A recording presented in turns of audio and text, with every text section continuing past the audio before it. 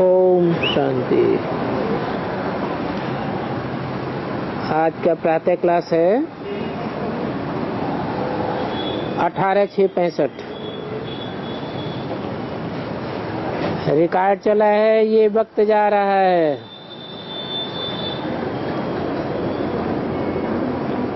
बच्चों ने गीत सुना,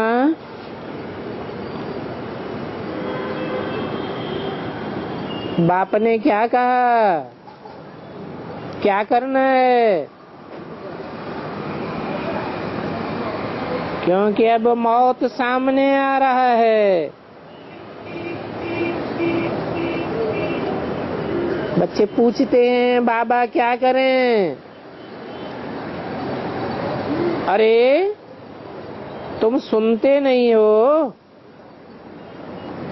जब मरने का समय होता है तो कहते हैं राम राम कहो,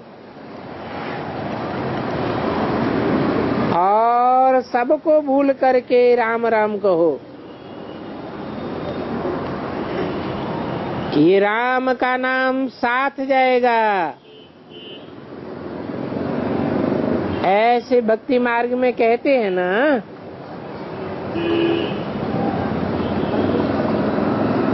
तुम बच्चे जानते हो,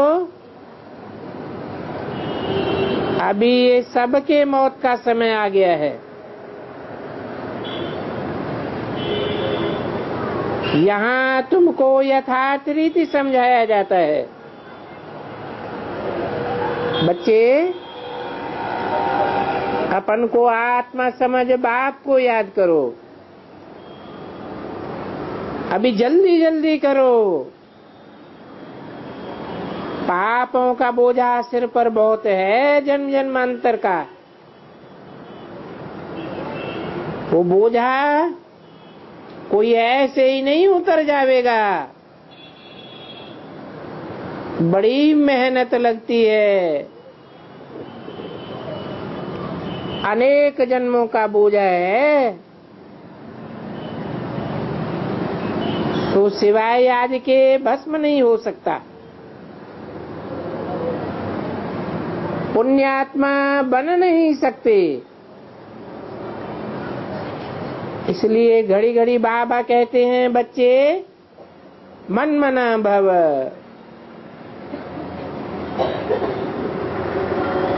फिर भी बच्चे पूछते हैं बाबा फिर अब क्या होगा?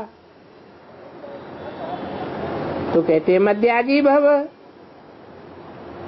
समय बहुत थोड़ा है। तुम याद बहुत कम करते हो।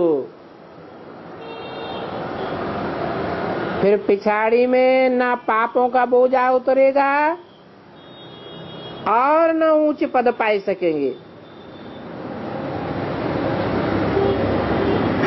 फिर इससे तो कोई फायदा नहीं होगा।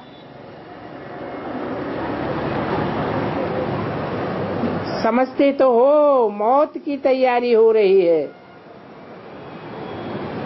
बाबा ने समझाया था कि रुद्र ज्ञान यज्ञ से विनाश ज्वाला जरूर निकलनी चाहिए। जब शरीरों का विनाश हो तब आत्मा को मुक्ति, जीवन मुक्ति मिले।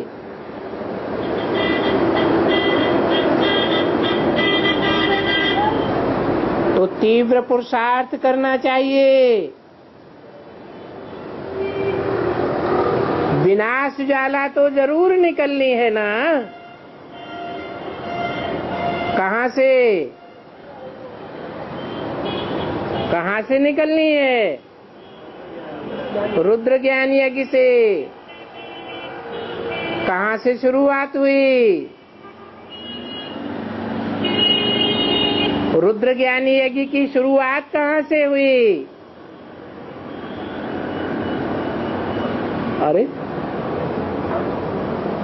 अरे कोई स्थान विशेष है जहाँ से रुद्र ज्ञान यज्ञ की शुरुआत हुई? कराची में हुई, कलकत्ता में रुद्र ज्ञान यज्ञ की शुरुआत हुई। हाँ, फर्रुखाबाद से रुद्र ज्ञान यज्ञ की शुरुआत हुई। तो विनाशज्वाला भी वहां से पहले भड़केगी या कहीं दूसरी जगह से भड़केगी? कहां से भड़की? अभी फाइनल नहीं कहेंगे। तो तीव्र पुरुषार्थ करो, ऐसे नहीं कल करेंगे, परसों करेंगे, अरे कर लेंगे, नहीं। हर एक बात में टाइम मुकर्रर किया जाता है। जितना बाबा की याद में रहेंगे उतना बहुत कमाई होती रहेगी। याद में रहना चाहिए ना। तुम जानते हो बाबा हमें अमर लोक का मालिक बनने का राय देते हैं। ऐसे नहीं कि अभी हमें यह करना है, नहीं, फिर तो मौत अचानक सामने आ जाएगा, फिर क्या कर सकेंगे? आगे थोड़ा कुछ हुआ तो देखो क्या हाल हो गया।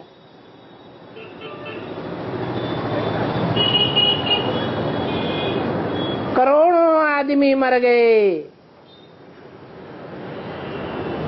अभी थोड़ी देर हुई तो बहुत मरते जाएंगे।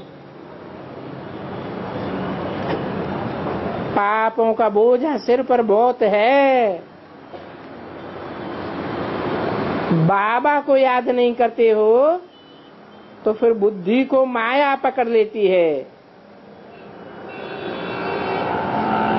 बाबा भी कहते हैं इनको पकड़ो नाक से। जब तक इकट्ठे रहते हो भले गृहस्थ व्यवहार अर्थ करो, परंतु अमृत वेले का टाइम जरूर मुकर्रर करो।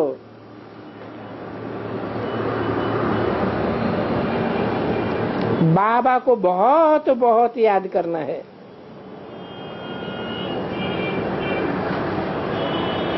चलते चलते फिर ये नशा कम हो जाता है,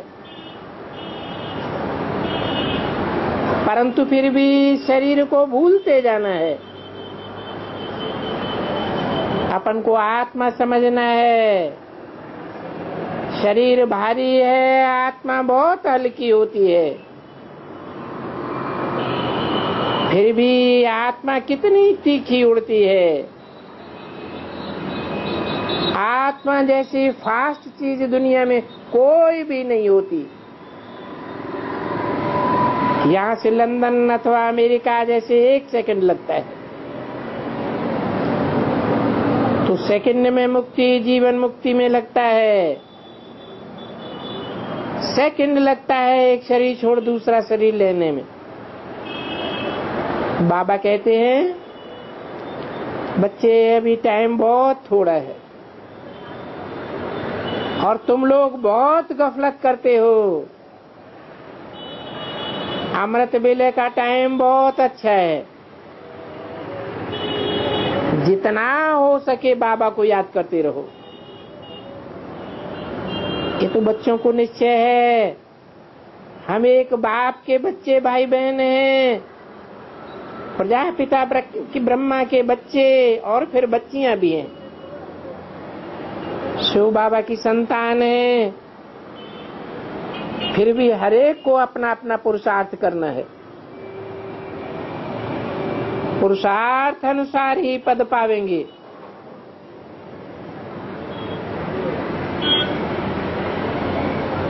बिना पुरुषार्थ के कोई पद नहीं पा सकता। बाप के साथ बहुत लव रखना है। स्त्री का पति में बहुत लव होता है तो पति के पिछाड़ी चिता पर चढ़ जाती है। जीते जी चिता पर जल मरती है, हम पति लोक में जावें। अभी तुम ज्ञान चिता पर बैठे हो और तुमको याद करना है पतियों के पति शिव बाबा को। पति की याद में रहते हैं तो पति के लोक में चले जाते हैं। तो बाप कहते हैं, हे बच्चे अथवा हे सजनिया, अभी तुम साजन को बहुत भूले हुए हो। भूलने के कारण जन्म जन्मांतर तुमने बहुत धक्के खाए हैं, बहुत गुरु किए हैं। धक्के खाते खाते तुम बहुत थक गए हो। तुम सब पार्वतियां भी हो ना। आधा कल्प तुमने बहुत धक्के खाए हैं और तुमको कहां से भी रास्ता नहीं मिला है। जैसे लखनऊ में बारादरी है, वहां फाटक पर एक खड़ा रहता है, वो ही रास्ता बता सकते हैं, नहीं तो मुझ पढ़ते हैं। तो ये भक्ति मार्ग का दिखाते हैं, जहां से भी जाओ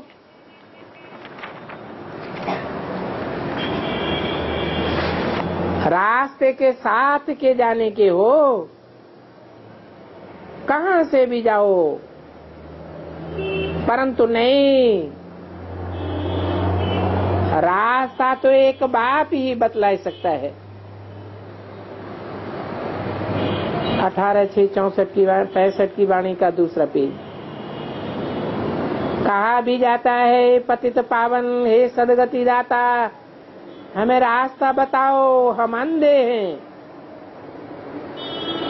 अभी तुम बच्चे जानते हो, भीष्म पितामह आदि सभी अंधों की लाठी कौन है? कहते हैं कन्याओं द्वारा बाण मरवाए हैं। अभी तुम तो जानते हो सब मरने वाले हैं। तुमको अभी ये ज्ञान अमृत मिल रहा है। बाप कहते हैं, बच्चे तुमको मुख में कोई पानी नहीं देता हूँ, ये तो ज्ञान जल की बात है और बाप को याद करना है। पापों का बोझा बहुत है, याद से ही तुम्हारे विकर्म विनाश होंगे। पिछाड़ी के टाइम जोश आता है कि अभी जल्दी जल्दी करें। अगर अभी जल्दी जल्दी नहीं करेंगे तो हमारा क्या हाल हो जाएगा। डर के मारे बहुत जल्दी जल्दी करेंगे, समझेंगे मौत सिर पर खड़ा है। कर्म भोग तो बहुत है ना, तो कितनी मेहनत करते हैं तो भी कर्मातीत अवस्था नहीं हुई। कर्मातीत अवस्था हो जाए फिर तो ये शरीर भी न रहे। बाप कहते हैं, देह सहित देह के सभी संबंधियों आदि को भुलाना है। सन्यासी लोग सन्यास करते हैं तो ऐसे नहीं है कि उनकी बुद्धि निकल जाती है। वो तो स्त्री को विधवा बनाए जाते हैं और कर ही क्या सकते हैं। सन्यासी भी जब आवेंगे तो समझाना है। बाप ज्ञानेश्वर है, वो कहते हैं ये मृत्यु लोक है। अब यहाँ बच्चे नहीं पैदा करने हैं, यहाँ भी चुटिंडन पैदा होंगे और तुम्हारे कुल को खराब करते रहेंगे। बहुत कहते हैं एक बच्चा हो, और इस समय के बच्चे तो खून पी लेते हैं। बाप बच्चों का खून पी लेता है, क्योंकि बाप बच्चों को काम चिता पर चढ़ाई देते हैं। अभी बाप कहते हैं ये अंतिम जन्म पवित्र बनो, अभी ये शादी आदि की बातें मत करो। हाँ, राय भल पूछ लो, तो बाप बतलावेंगे। फिर भी पक्का कर लो कि बाप कहे और वो न माने तो वो भी ठीक नहीं है। कुछ भी ना हो तो राय लो। ऐसे नहीं बाबा कहते हैं शादी न करो। बाबा तो बड़ी युक्ति से समझाते हैं। ज्ञान में है, अगर बच्चा बाप की आज्ञा नहीं मानता है तो वो पूत नहीं है, भूत है। और ये तो बड़ा बेहद का बाप है। तो उनके फरमान पर चलना है। और साथ में धर्मराज भी खड़ा है।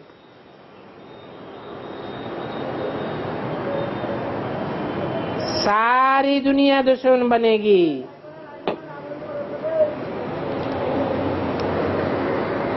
ये मित्र संबंधी आदि सब बदल जाएंगे।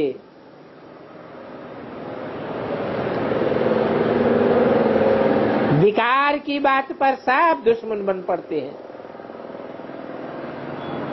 क्योंकि वो हैं सब रावण की मत पर। अगर बाप की मत पर ना चले तो 100 गुना दंड भोगना पड़ेगा। ईश्वर की मत को उल्लंघन किया तो क्या हाल हो जाएगा। आधा कल्प से तुम पुकारते आए हो, बाबा आकर के हमको पति से पावन बनाओ, दुख हर करके सुख दो। तो बताओ दुख हरने के बाद क्या होगा? शांति धाम सुख धाम चले जाएंगे। तो बाप बच्चों को समझाते हैं अभी ठंडे मत बनो, एक दो को उठाना है। बाबा की याद में रहो और भले एक दो के सामने बैठो, इसमें भी हर्जा नहीं है। अपने को देखना है मैं कहाँ चलायमान तो नहीं होता हूँ। वो हठ योगी भी एक दो के सामने रहे अपनी परीक्षा लेते हैं, देखें कहीं आग तो नहीं लगती है। इसको हठ योग कहा जाता है। कर्म इंद्रियों को वश करने के लिए हठ योग करते हैं, परंतु ऐसे में कोई ठहर थोड़ा ही सकेंगे, ठहर नहीं सकते हैं। नहीं ठहर सकते हैं तो फिर जंगल में चले जाते हैं। मां भी कितना भी हठ योग करें, ये तो बात ही न्यारी है। तो बाप बड़ा युक्ति से समझाते रहते हैं। सन्यासी कहते हैं इकट्ठे रहने से आग जरूर लगेगी, और हम कहते हैं इकट्ठे रहने से भी तुम पवित्र रह सकते हो।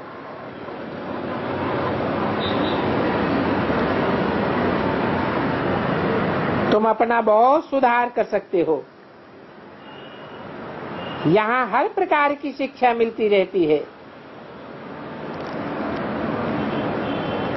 उन सन्यासियों को और उनके चेलों को तो कोई ऐसी शिक्षा नहीं मिलती। ये सारी ज्ञान की बातें हैं। बाप कहते हैं मुझे याद करो, अभी तुमको वापस जाना है, इसलिए एक को ही बुद्धि में रखना है। तुम जानते हो हम खुदाई खिदमतगार हो, बड़ी रिस्पॉन्सिबिलिटी है। बाप के कुल का नामाचार निकालना है, इसलिए बाप बच्चों को शिक्षा देते हैं इस भारत को स्वर्ग बनाए दिखाओ, ताकि ईश्वरीय कुल को कलंक नहीं लगे। अभी तो माया रावण का राज है, काली रात हो गई है, अभी फिर ये माया का राज खलास होना है। बच्चे जानते हैं आधा कल्प ईश्वरीय राज और आधा कल्प माया का राज चलता है।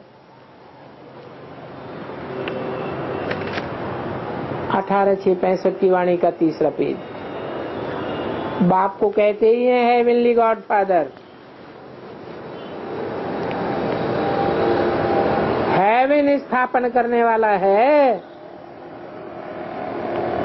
कहते भी हैं भगवान भगवती का राज्य था, परंतु वो स्थापन किसने किया? जरूर भगवान ने स्थापन किया होगा। भगवान आकर के भगवान भगवती का राज्य स्थापन करते। कैसे स्थापन किया ये कोई भी नहीं जानते। कल की बात है, लक्ष्मी नारायण का राज्य था, जिनके फिर आज भी जड़ यादगार मंदिर बने हुए हैं। परंतु ये राजाई इनको किसने दी?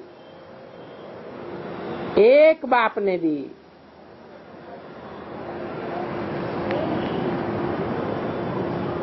वहां कोई राजाओं ने तो राजयोग नहीं सीखा,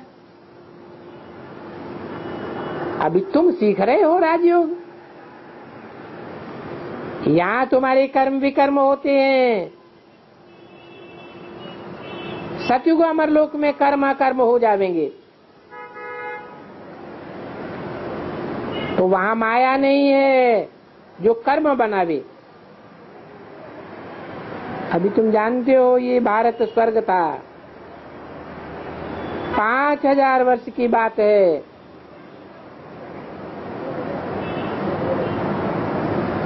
महाभारत लड़ाई के बाद सिद्धि मिली थी।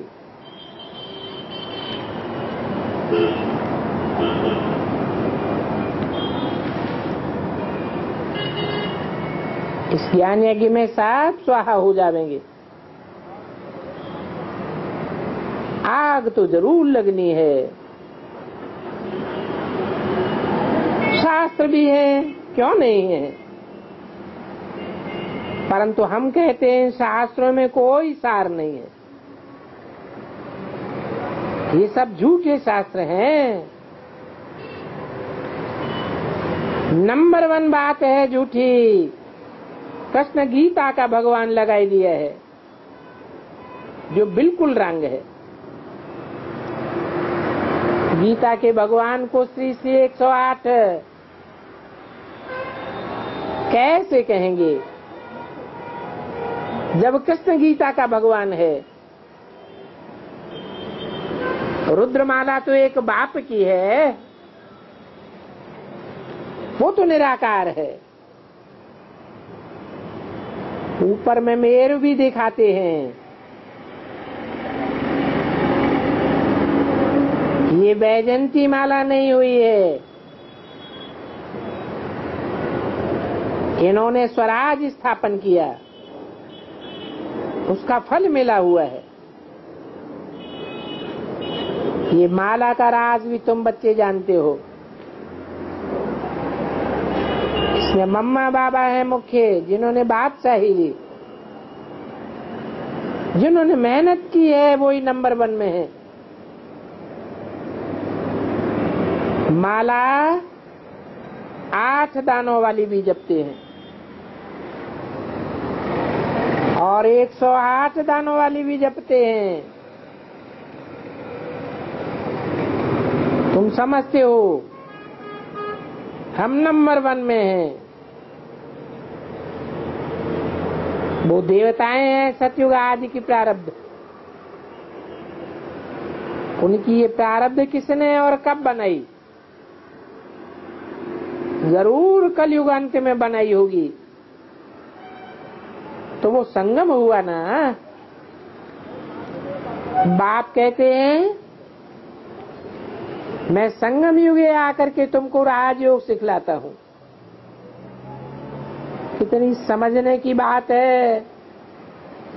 माला भल फेरते रहते हैं परंतु कोई को रास्ते का पता नहीं। तुमको समझाते रहते हैं और यहाँ मेहनत भी करनी है। सुबह को उठ करके बाप को याद करना है। इसी योग अग्नि से तुम्हारे विकर्म विनाश होंगे, परंतु बहुत कम याद करते हैं। इसलिए बाप कहते हैं सिर्फ पंडित भी नहीं बनना है। ऐसे नहीं कि सिर्फ औरों को ही समझाते रहो, नहीं। सिर पर पापों का बोझा बहुत है, उसको योग बल से उतारना है। बड़ी भारी मेहनत है। देखते हो ना बाबा ने कितने ऑपरेशन कराए हैं।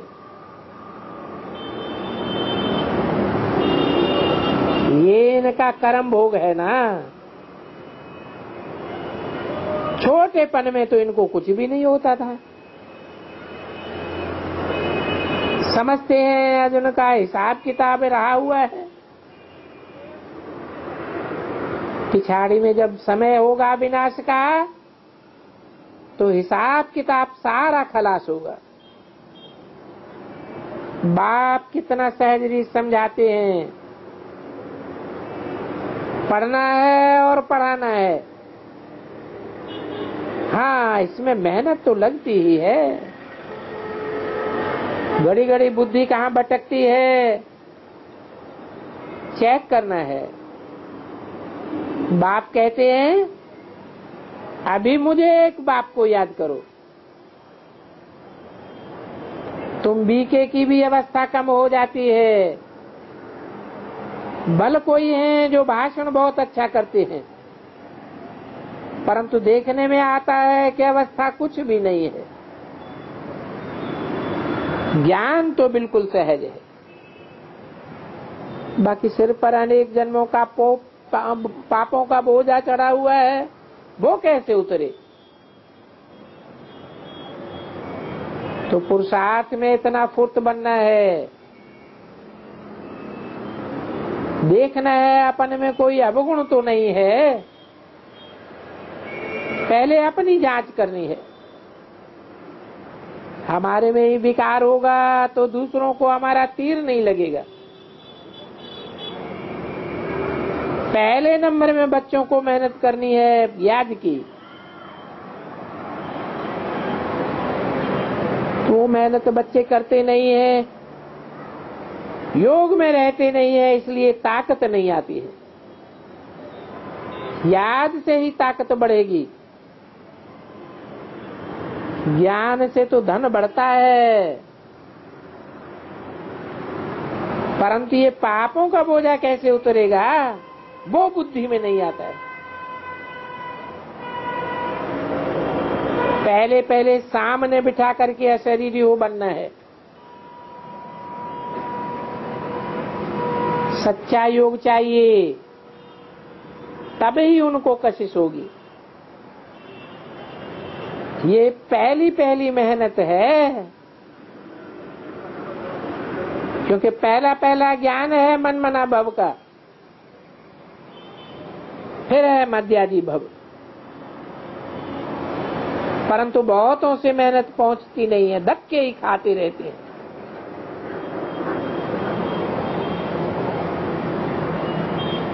आगे चल के बहुत मेहनत करेंगे, दूसरों को भी करावेंगे, अपने शरीर को भी देखना है। बाबा कहते हैं मैं भी किसी के कल्याण से प्रवेश कर शांति का जलवा दिखाता हूँ। बच्चों द्वारा भी सर्विस करता हूँ और कराता भी हूँ। कहाँ कहाँ बच्चों में जाए मुरली सुनाता हूँ।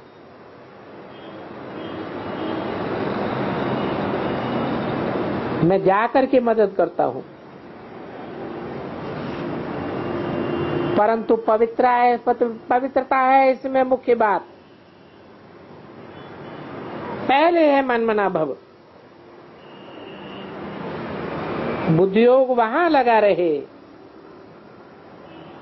अपने घर में बैठे हो तो भी शिव बाबा वहां याद रहे। कहते हैं बाबा बहुत कोशिश करते हैं परंतु भूल जाते हैं। अरे बाप को तुम भूल जाते हो, लौकिक बाप आदि को कब भूल सकते हो? क्या तुम्हारा पति जो तुमसे सगाई करते हैं उनको भूल जाते हो? वो पति तो तुमको गटर में डाल देते हैं, नगन करते हैं, ये तो तुमको स्वर्ग का मालिक बनाते हैं। बाप कहते हैं इस गटर को भूल जाओ। गटर में जाते जाते तुम क्या बन पड़े हो? पतित बन पड़े हो।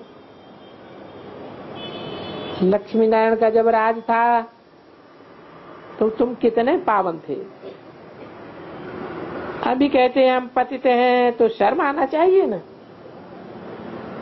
हमारे बड़े पावन और हम पतित। ये सन्यासी तो किसी को पावन नहीं बना सकते हैं। हाँ इतना कहेंगे वो खुद गटर से निकले हुए हैं और बाबा अब निकाल रहे हैं। ये बड़ी समझने की बातें हैं।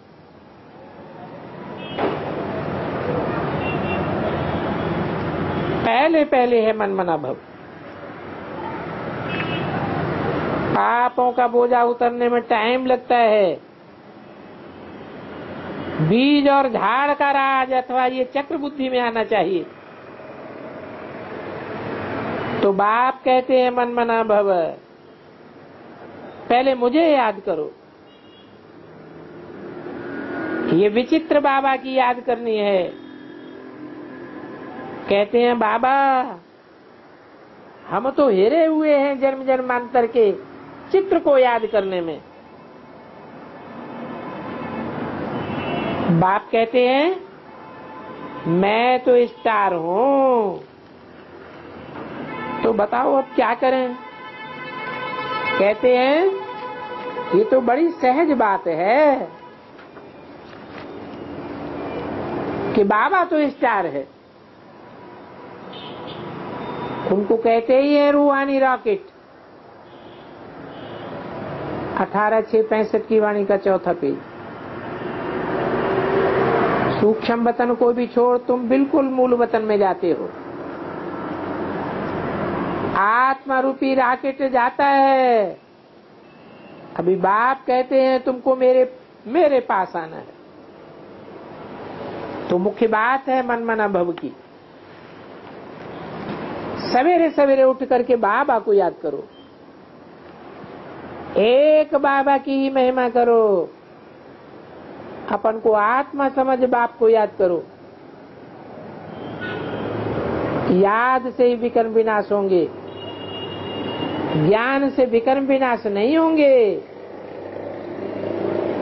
विकर्म जो मुख्य बात है वो याद से ही भस्म होंगे।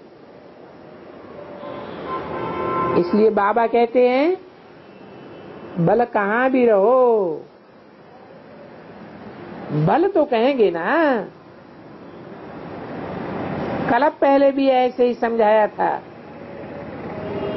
परंतु फिर भी पुरुषार्थ को कराया जाता है ना। पुरुषार्थ को बढ़ाना है। बाबा तुमको साथ साक्षात्कार कराते हैं। जैसे काशी करवट खाते हैं तो उस समय उनको साथ साक्षात्कार होता है। जितना जन्म रहा है वो पूरा दिखाते हैं। सब हिसाब किताब चुकतू कर देते हैं। इस पाप की दुनिया से मनुष्यों से पाप ही बनते हैं। भक्ति मार्ग है ना। तुम बाप के बनते हो, गोया बाप पर बलि चढ़ते हो। बाबा हमारा तन मन धन सब आपका है। बरोबर आप विश्व के रचयिता हो। आपसे हमको नई दुनिया का वर्षा मिलता है, तो बाबा को याद करना पड़े। बाबा आपसे हमको पवित्रता सुख शांति का वर्षा मिलता है और इस पुरुषार्थ से मिलता है। अज्ञान काल ही में होता है और बच्चे को 100 वर्ष में भी बाप से वर्षा नहीं मिलता। नहीं मिलता है तो खार खाते रहते हैं। समझते हैं ये मरता ही नहीं, फिर कोई न कोई युक्ति रखते हैं। ऐसे बहुत हैं जो बाप को जहर दे करके खलास कर देते हैं, झूठे झूठे सर्टिफिकेट दे देते हैं। ऐसे बहुत होते हैं। देखो, तुम्हारी मम्मा के पास क्या पैसा था, कितना ऊंच बनती है। इसमें मेहनत है बाप को याद करने की। ज्ञान तो सेकंड का है। पवित्र बनना, एक से बुद्धि योग लगाना, इसी में मेहनत है। जो पिछाड़ी में आने वाले होंगे वो जोर से मेहनत करेंगे, जोर से पुरुषार्थ करके तुमसे ऊंच चढ़ जाएंगे। जनक का दृष्टांत है ना, 1 सेकंड में जीवन मुक्ति। परंतु वो तो फिर चंद्रवंशी में चला गया, सूर्यवंशी में तो जा न सके।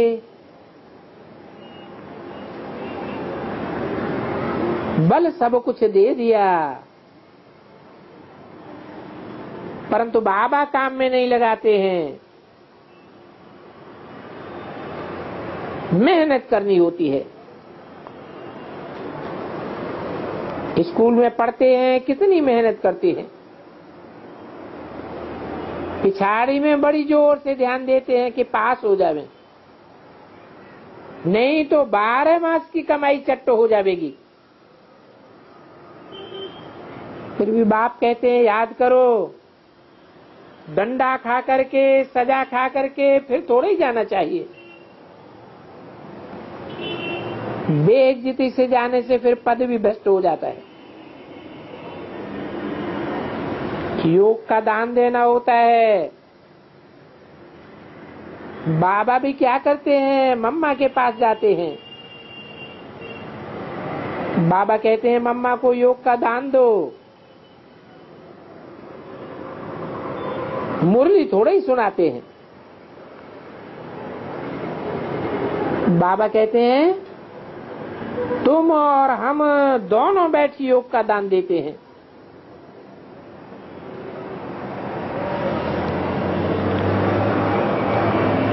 क्योंकि योग से ही विकर्म विनाश होंगे। ज्ञान से तो धन मिलता है, बाप की याद के सिवाय और कोई उपाय नहीं है जो विकर्म विनाश हो सके। प्राचीन योग योगेश्वर ने ही सिखाया है, और कृष्ण कोई योगेश्वर नहीं है, न योग सिखाने वाला है, न वो सिखाने वाला है और न सीखने वाला है। क्या कहा?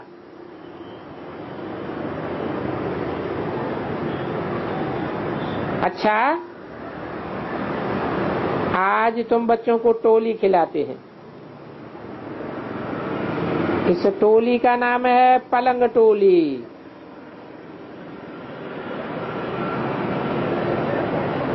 स्त्री पुरुष भी जब पलंग पर बैठते हैं तो एक दो को खिलाते हैं ना, तो नाम ही है पलंग टोल। तो टोली खाने के समय भी बाबा को याद करके खाना चाहिए। बाबा कहते हैं तुम भी खाओ। कोई भी समझते हैं स्नान नहीं किया है तो नहीं खाना चाहिए।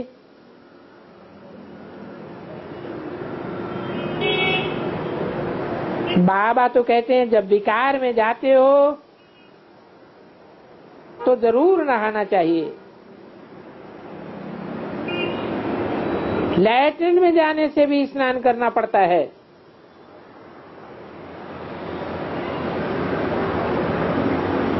पतित बनना बुरा है इसलिए स्नान करते हैं। बातें तो यहाँ की है ना, तो फिर खाने न खाने की बात नहीं है। कोई बात बुद्धि में आती है तो हमेशा अपन को क्लियर कर देना चाहिए। कोई भी पाप कर्म इस जीवन में नहीं करना है। फिर अगर हो जाता है तो सर्जन को सुनाने से हल्का हो जाएगा। तो हे आत्माओं, जो भी इस जन्म में भी कर्म किए हैं वो सर्जन को सुना दो।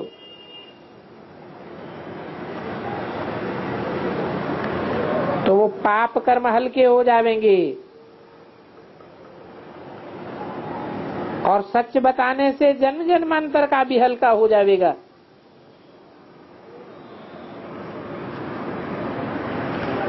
ये ज्ञान और योग बाप के सिवाय कोई समझा न सके। परम पिता परमात्मा जो अथॉरिटी है वो ही बैठ सभी वेदों शास्त्रों आदि का सार बताते हैं। मनुष्य तो समझा ही नहीं सकते।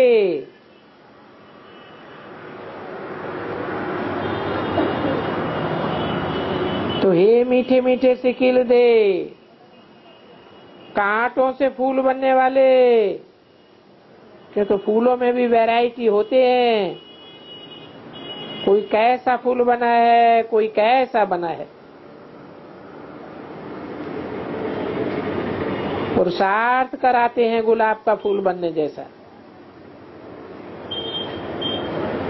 तो तुम ह्यूमन फूल बनने वाले बच्चे हो। ये मनुष्यों के लिए ही गाया जाता है। ये कांटों का जंगल है, क्योंकि एक दो को कांटा लगाते रहते हैं, बहुत तंग करते हैं। ये सन्यासी भी फिर भ्रष्टाचार से पैदा होते हैं, बाद में फिर सन्यास करते हैं। सतयुग में थोड़े ही कोई सन्यास करते हैं। वो है ही पवित्र दुनिया। वो है तुम्हारी 21 जन्मों की श्रेष्ठाचारी दुनिया। अच्छा, बच्चों को याद प्यार गुड मॉर्निंग।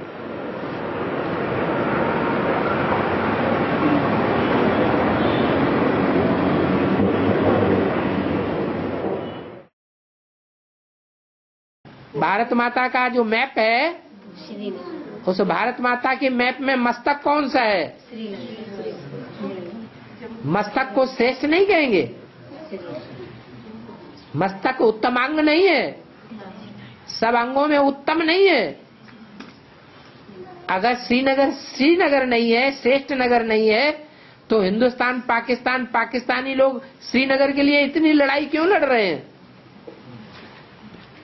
लड़ रहे हैं कि नहीं? है। सबसे ऊंचा पुरुषार्थ अष्टदेव करते हैं, 5 विधान जो सबसे ऊंचा तो 1 होगा या 8 होंगे?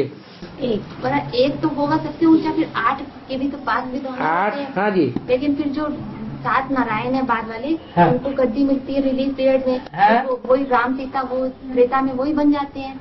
राम सीता वही बन जाते हैं।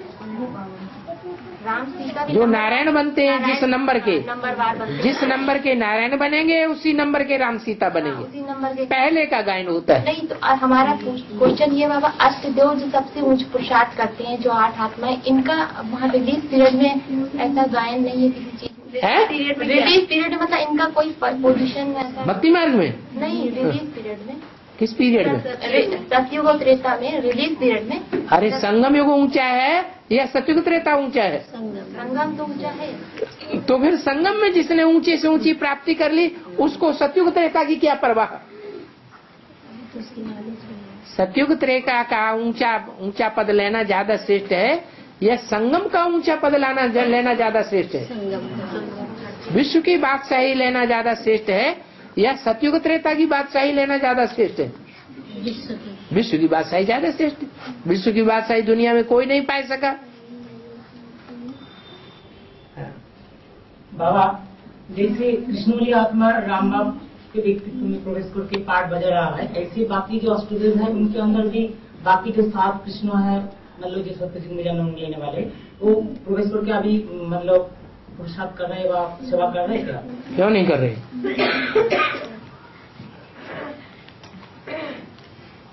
वो घोड़े अपने रथ की संभाल नहीं करेंगे? हाँ।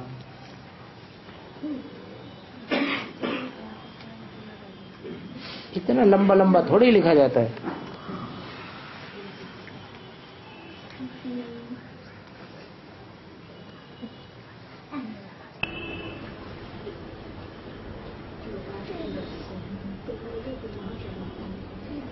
बाबा 18 जनवरी को 2012 को अक्षर तिवारी जो है उसमें एडवांस पार्टी के विषय में दादी जानकी से पूछा बाबा ने,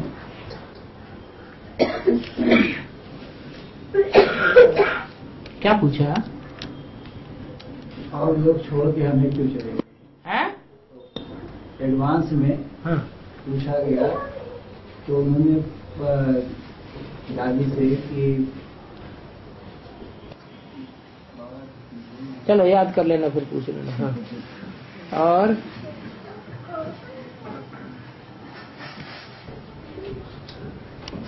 बाबा जो अष्टदेव है उनका संगम में जो उन्होंने पुरुषार्थ किया उसका तो गायन पूजन है, देवी देवता के 8 देवताओं के रूप में उनके पूजन गायन रहता है।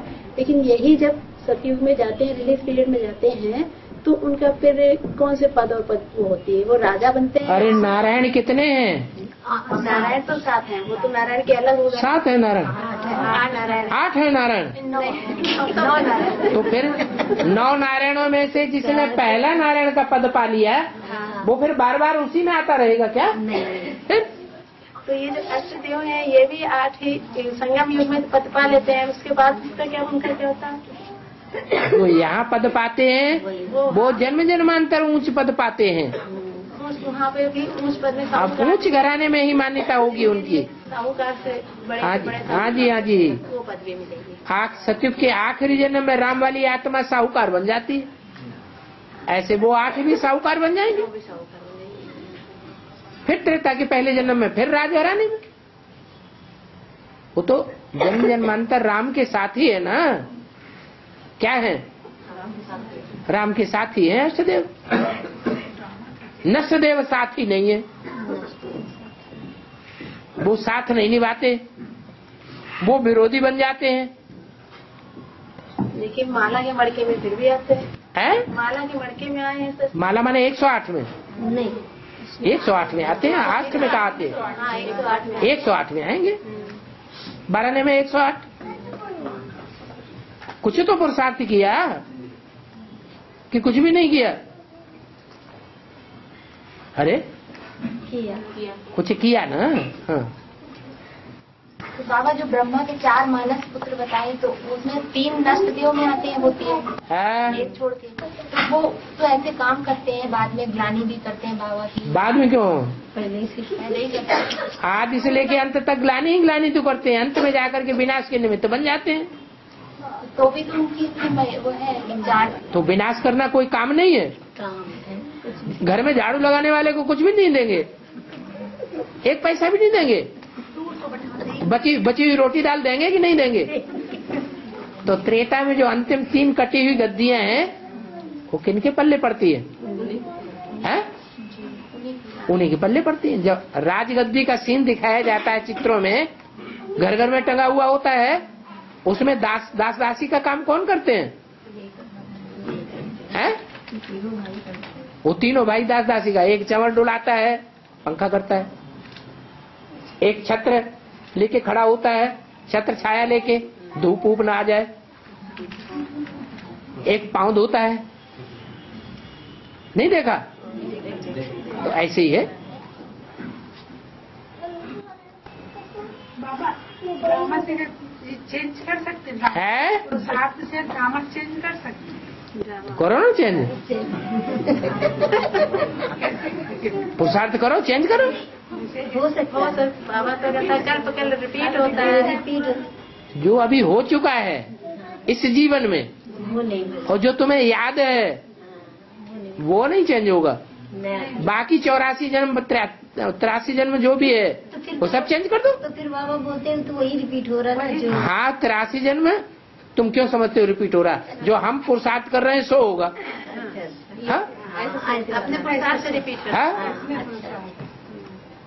जब हमें याद ही नहीं है कि 63 जन्मों में हमने क्या क्या किया, 83 जन्मों में क्या किया, तो फिर ऐसे क्यों समझना? जो अभी याद है वो नहीं, जो अभी याद है इस जन्म का वो चेंज नहीं होगा, वो ज्यों का त्यों रहेगा। किया किसने? हमने किया। तो आपको याद है ना। बाबा शालिग्राम किसको कहते हैं? शाली कहते हैं चावल को, ग्राम माने समूह, चावलों का समूह माना शालिग्राम। एक एक आत्मा में दुनिया समाई हुई है। तो जब टीका लगाते हैं तो स्मृति का टीका का मतलब है कि हमको अनेक जन्मों की स्मृति आ गई। उस स्मृति में श्रेष्ठ से श्रेष्ठ पार्ट बजाने वाली आत्माओं का समूह हमें याद आ जाए कि जन्म जन्मांतर श्रेष्ठ से श्रेष्ठ कौन सी आत्माओं के साथ हमने पार्ट बजाया, वो हमारी स्मृति के टीके में लग जाए। वो शाली कहा जाता है उनको। जब टीका लगाते हैं ना तो क्या करते हैं? चावलों के दाने लेकर अच्छा टीके में रख देते हैं। इसका मतलब स्मृति आ गई कि कौन कौन सी श्रेष्ठ आत्माएं हमारे 84 जन्म में हाँ आने वाली है। और बाबा जो बाकी बच्चे होते हैं वही थोड़ा नीचे से ऊपर तक जाते हैं, वही जाएंगे ऊपर तक, तो वही त्रिकालदर्शी होंगे। नंबरवार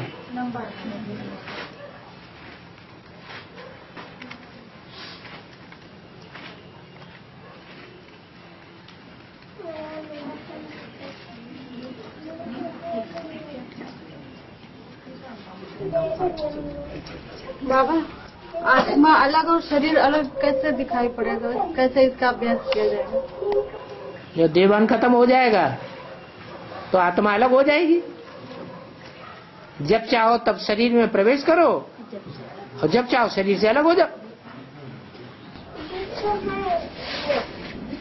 छोटी छोटी सफेद सफेद जो उजली उजली सी रोशनी दिखती है वो क्या आत्माओं का स्वरूप होता है? आपको दिखती है माने आपको साक्षात्कार होता है। हाँ तो बाबा योग में रोज ही दिखता है बाबा। हाँ तो आपको साक्षात्कार होता है। किस चीज का बाबा? है वो मतलब क्या आत्मा है? बिंदी का साक्षात्कार होता है आत्मा का। अब जब तक वो दिखता नहीं तब तक मन भी नहीं लगता है। हाँ तो ये आदत गलत है बाबा। ये आदत अच्छी है या खराब है? हाँ यही सोच रहे कि आदत अच्छी है? हाँ। साक्षात्कार करना आदत अच्छी है या खराब है? खराब है। खराब। ये तो भक्तों का काम है। हाँ हम भक्त थोड़े ही हैं, हम तो बुद्धि रूपी तीसरे नेत्र से देखने वाले हैं, बाप के बच्चे हैं। जो दिखती है मतलब योग के समय में वो नहीं दिखना चाहिए। वो क्यों दिखे? हमें देखे। इसका मतलब ये है कि हम उसके आदी हो रहे हैं। हाँ हमें अच्छा लगता है। हाँ हाँ अच्छा तो साक्षात्कार करना अच्छा लगना चाहिए। नहीं बाबा माया नाम की बड़ी बेटी है तो छोटी बेटी कौन है? एक है माया और एक है महामाया। माया क्या उसकी भी अम्मा है? माया के भी अम्मा है। बाबा ने कहा है कि भगवान को पहचानना तो सहज है, लेकिन प्रकृति के चाल को समझना बहुत कठिन है।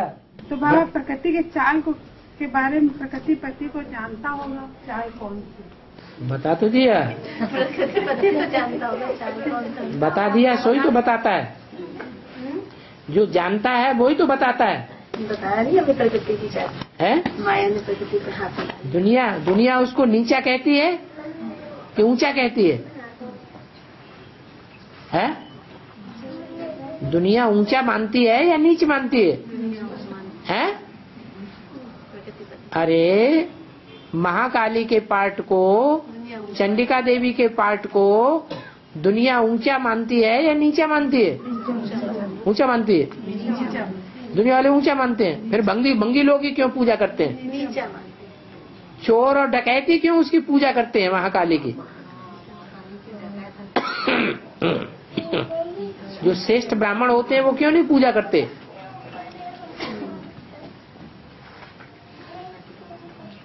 ओम शांति।